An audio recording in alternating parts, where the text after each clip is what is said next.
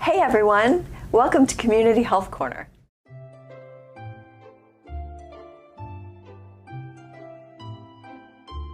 I'm Lacey, the witch of good fats. And I'm Ursula, the witch of bad fats. It's October, and Halloween's around the corner. As the season begins to change, we're excited to share some spooktastic recipes that are fun and healthy for all your Halloween festivities. We're also talking about breast cancer screenings, fats, the good, the bad, and the ugly. And October is one of my favorite months, perfect for cool nights, festive gatherings, and ways to incorporate healthy hacks into the upcoming holiday season. Speaking of health hacks, let's talk about fats, the good ones and the not so great ones, and the bad ones, and how to incorporate good fats into your diet. We hear a lot about good fats, bad fats, and sometimes it can be pretty confusing, so we're going to break it down for you. As we talk about nutrition and diet, let's also talk about some other health habits that can help you stay healthy. We will also talk about breast cancer and breast cancer screenings. 2020 played a major role in the decrease of cancer screenings throughout the year. It is so important to stay up to date with your annual cancer screenings. The sooner a disease is detected, treatment may be less invasive. True. Nobody enjoys a mammogram, but they are important for preventing disease progression. We will go over some breast cancer screening resources and ways you can get screened even if you are uninsured.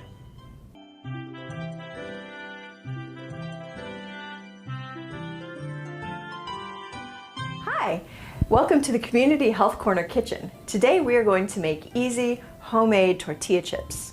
They're super simple. You want to preheat your oven to 350 degrees. You're going to take a flour tortilla, your favorite spooky cookie cutters, and you're going to cut out the shapes. Once you have the shapes cut out, we'll do a few here so you can see. We've got a pumpkin. We've got my favorite, the ghost. Kind of reminds me of Pac-Man, if anyone is old enough to remember Pac-Man. Right here. And we're gonna do a couple little bats. Maybe. Kind of want to rock it a little bit so you get a clean cut with the bat. There's one bat. And two bats. Once we have all the shapes cut out, we're going to put them on a cookie sheet, like so. We're going to spray them with a little bit of Pam so they don't stick.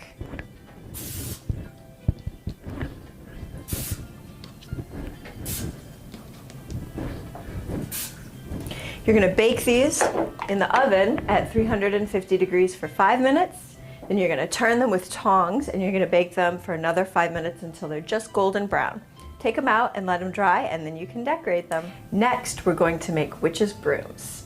This is very simple. It requires only 3 ingredients: pretzels, cheese sticks, and chives. So the first thing you want to do is unwrap your cheese stick. You're going to take a sharp paring knife. This is the part that needs to be done by adults. You'll cut the cheese stick in thirds, and then you'll take the point of the knife and just barely slice down about the 2/3 down the cheese stick, about a thumbnail's length. You want to leave at the top. Once you slice all the way down and around, you're going to hand this off to the little fingers in your life.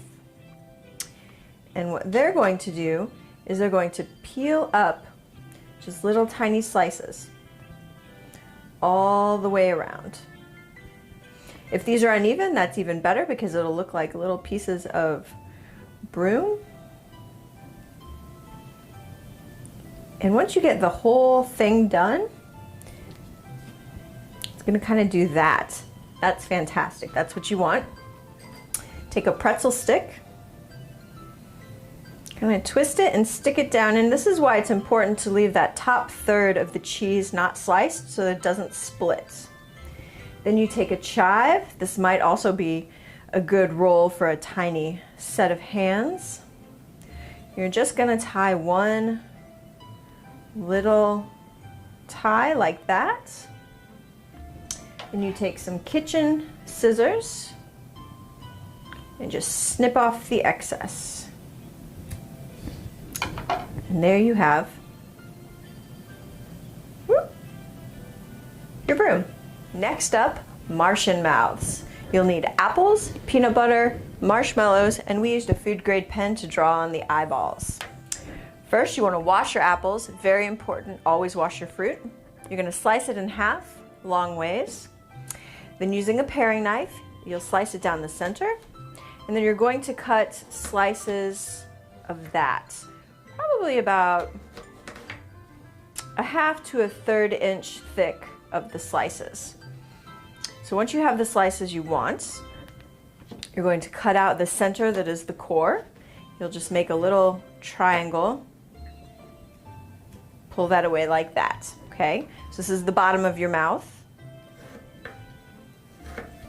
This will be the top of your mouth, right there. We're gonna go ahead and do it with the red one too. You can make these thin slices if you have small kids eating them. You can make them a little thicker if it's a snack for adults. Whatever you prefer. Put those off to the side. Again, we're going to cut out the center. And if you need to trim any off the bottom, you can do that as well.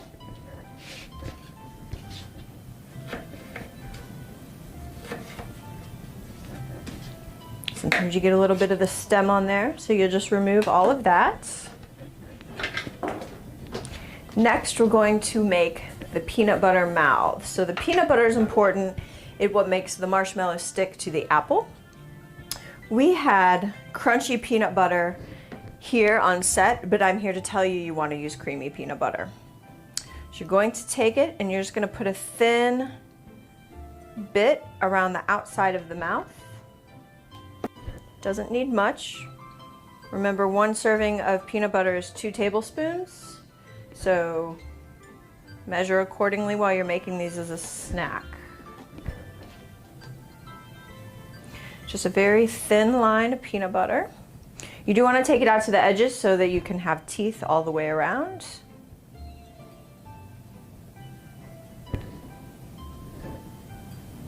We have our red one done. Now we'll do the green. You can use any kind of apple that you want. You could also use pear if that's what you have at the house. This is a great way to get some protein and some fruit into a snack. Oops. Okay, we've got our green side one done.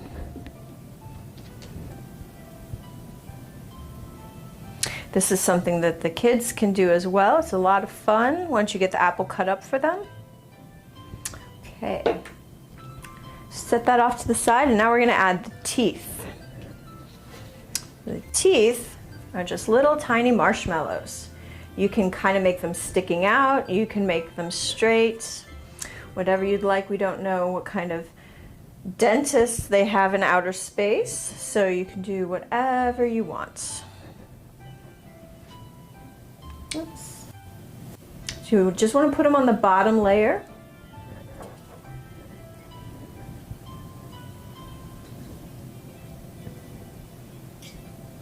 And then we're going to take the top and we're just going to set it on there like so. If it looks ugly and messy, you're on the right track. So once we have that done, we're going to take our little eyeballs. We used the marshmallow, food grade ink, and a toothpick.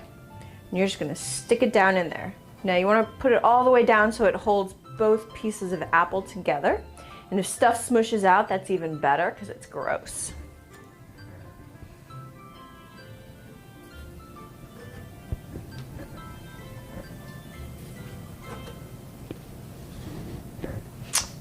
There you have it. Of course, we have our witch's broom with the mozzarella stick, pretzel, and a little bit of chive. We have our scary, scary homemade tortilla chips. You can have those with hummus, salsa, or any type of dip that you'd like. Again, we decorated them with food grade pens. And then we have our Martian mouths. So slices of apple with marshmallows, peanut butter. You can alter these if you have a nut allergy or a peanut allergy. You can use slices of cheddar cheese instead, or a mozzarella cheese.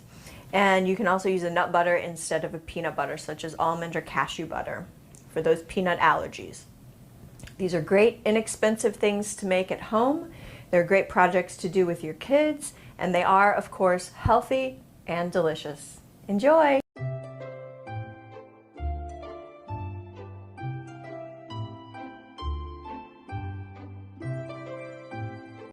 This month, we're talking about why homemade snacks are cost-effective. Did you know that the average person gets approximately 1/4 of their total calories from snacks each day? Snacks and treats have a significant impact on your health because they make up such a large portion of your diet. Healthy snacks can help you avoid eating less healthy foods. Planning for your day by preparing healthy snacks ahead of time helps you ditch the guilt, so healthy treats are readily available when hunger strikes. This strategy prevents you from getting too hungry and having junk food as your only option. There are several benefits to making your own homemade healthy treats. Homemade treats will save you money. The cost of store-bought treats can really add up. When you buy snacks at the store, you pay a lot more than the actual cost of the food. Making homemade treats can cost anywhere from 10 cents per serving to just over $1 for the entire batch. Homemade treats have healthier ingredients. Many commercially prepared foods are high in salt, fat, and sugar. When we prepare our own food, we know exactly which ingredients and how much of each is going into what we eat. This leads us to avoiding food allergies and sensitivities. Making treats at home allows you to control what you are eating. You can choose healthy ingredients and avoid allergens that affect you and your family. When you prepare your own treats, you know precisely what is going into the mix. Portion control is available when you prepare your treats at home. Each year, plates become larger and normal portions seem to double in size. This makes it more difficult to estimate proper servings of treats. By making your own homemade snacks, you can pre-portion everything. This is especially helpful when making treats for kids to have after school and in the evenings. The taste is better. There are a wide variety of foods that just simply taste better when made homemade. You will not find a snack food item that can compare with your own cooking. Homemade treats have a fulfilling taste that won't leave you starving and leave you satisfied instead. Examples of easy homemade snacks include everything from granola bars and energy bites to rainbow veggie pinwheels with hummus. The internet is a fantastic place to find recipes for homemade snacks. Check out Pinterest as well as food magazines and websites such as myplate.gov that offer lots of healthy and easy and low-budget options. This month, we're also going to talk about fats. We hear a lot about good fats and bad fats, and sometimes it can be pretty confusing. So we're going to break it down for you. When we think of fats, especially if we were around in the 80s and 90s, we think of the low and no-fat craze where everything was promoted to be fat-free. What many people failed to realize back then, and sometimes even now, is that our bodies and our brains need fat. They do. Did you know when food manufacturers reduce or remove fat from products, they often replace that fat with carbohydrates from sugar, refined grains, and other starches?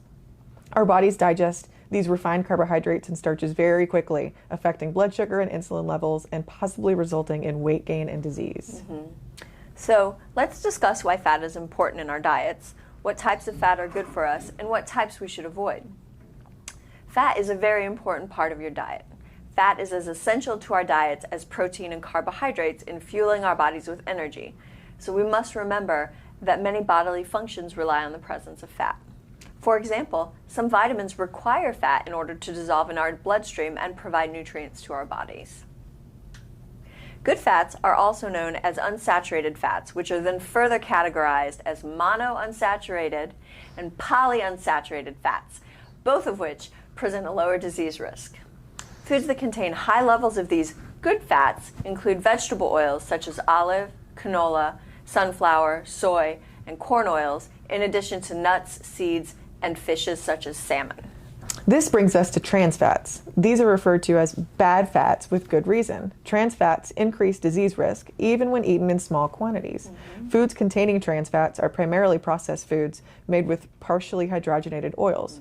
Fortunately, trans fats have been eliminated from many foods, but this is just another reason why reading the food nutrition label is so important. October's healthcare focus is breast cancer awareness. We're going to talk about some general aspects of breast cancer screening, such as the importance of early detection, resources for uninsured people, and guidelines for screening. We'll also go over the main ways a doctor will screen for breast cancer. As with any disease, the importance of early detection cannot be stressed enough. Finding breast cancer early and receiving state-of-the-art treatment are the most important strategies to prevent deaths from breast cancer. Breast cancer that's found early, when it's small and has not spread, is easier to successfully treat, and getting regular screening tests is the most reliable way to find breast cancer early. For uninsured people, there are local and regional resources to receive a mammogram. Local resources include your hospital, imaging center, and mobile screening centers.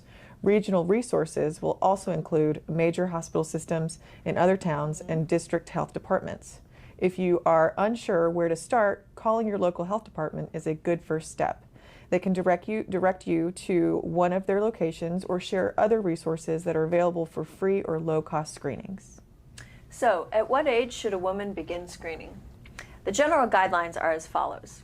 Women between the ages of 40 and 44 have the option to start screening with a mammogram every year. Women aged 45 to 54 should get mammograms every single year. Women 55 and older can switch to a mammogram every other year, or they can choose to continue yearly mammograms. Screening should continue as long as a woman is in good health.